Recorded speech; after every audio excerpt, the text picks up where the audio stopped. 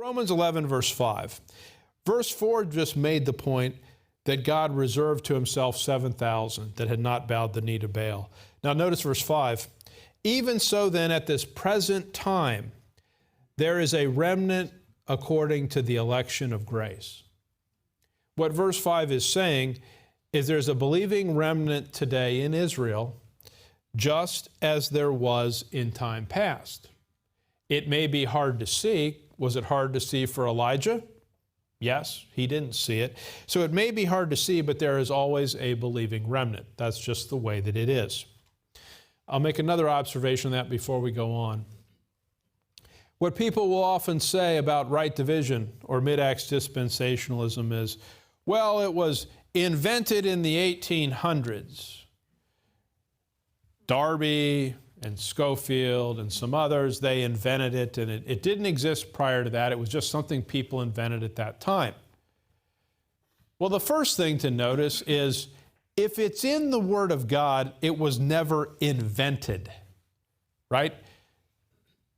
You shouldn't believe right division because men teach it. You should believe it because the Scriptures clearly show it, right? And it doesn't matter who over time believed it or didn't believe it. That's totally irrelevant. If the Scriptures teach it, that's enough. But I want to make this further observation. If you read church history, is church history going to give you an accurate portrayal of what people believed in time past? Let me ask you this. If you decided today, what I'm going to do is I'm going to write a book on the state of the church in America, the year 2024. And you go out and you interview the leading preachers in the largest churches. What would they say about right division if they said anything at all? One, they might not even mention it. And two, if they did, what would they say? Would they say, yes, they've got it right, but all the big churches, what we're doing is completely wrong, but they've got it right. You should really go make them the focus of your book. Is that what would happen? There's no chance that would happen, right? Well, let me ask you this. When people wrote church history, did they write it from their own perspective? And the answer is they did. And the people that were writing the books were not the people that were being burned at the stake. When Tyndale was burned at the stake, what was used to start the fire? His own writings. Because the people that killed him wanted to not only kill him, but they hated his translation. And so they burnt his translation with him. So do you think that history is going to accurately record what the actual church was doing? No, it doesn't. And it never, ever will, because Satan is the god of this world.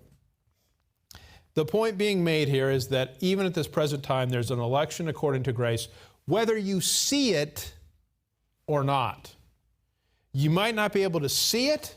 You might not be able to count it. You might not know that it exists, but can you know that it exists on the authority of faith in that verse? Yes, you can. That's just the way that it is. So notice this. At this present time also, there is a remnant according to the election of grace. What Paul's saying there is there a believing remnant in Israel during the dispensation of grace? And the answer to that is yes. So I'll give you two examples. Get Acts 17, verse 1. Acts chapter 17, verse 1.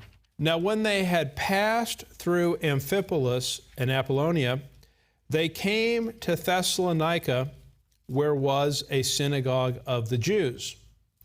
And Paul, as his manner was, so he did this regularly, went in unto them and 3 Sabbath days reasoned with them out of the Scriptures, opening and alleging that Christ must needs have suffered and risen again from the dead, and that this Jesus, whom I preach unto you, is Christ.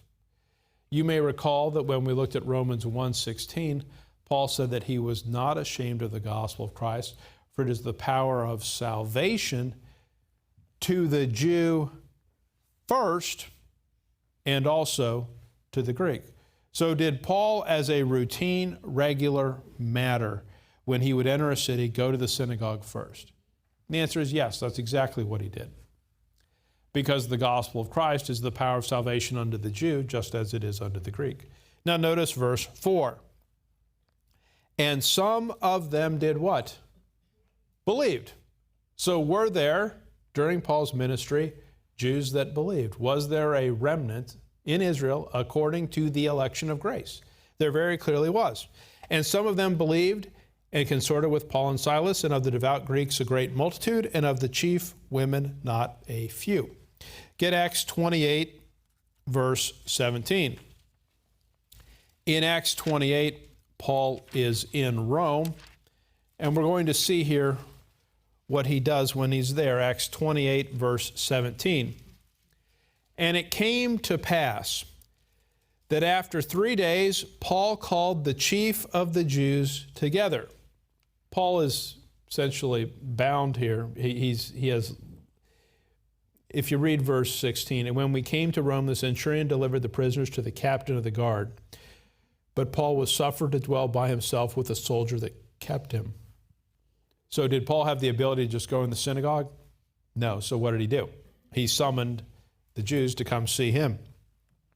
And it came to pass that after 3 days, Paul called the chief of the Jews together. And when they were come together, he said unto them, Men and brethren, though I've committed nothing against the people or customs of our fathers, yet was I delivered prisoner from Jerusalem into the hands of the Romans. And Paul's going to share some information with them. Just skip down with me to verse 24, if you would.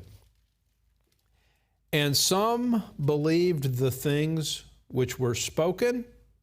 That's the believing remnant right there. And some believed not.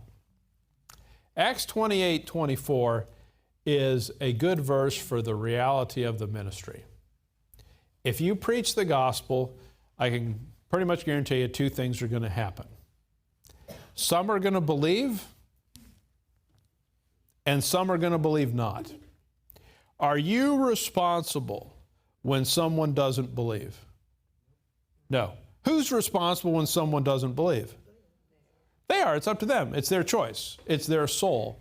They're going to give account for their soul. So as people that preach the gospel, our obligation is to preach the gospel accurately, preach the gospel boldly, preach the gospel lovingly, and then when we do that, some will believe and some will believe not.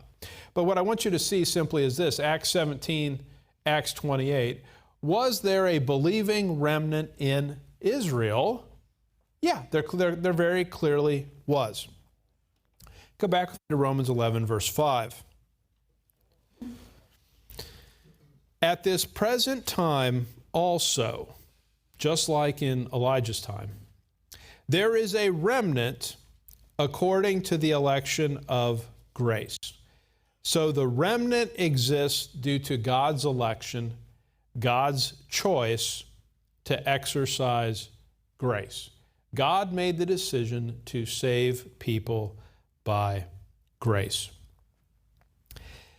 That, again, that is not God choosing individuals to get saved or not saved. That's up to them. But God made a choice to save people by grace is what that is referring to.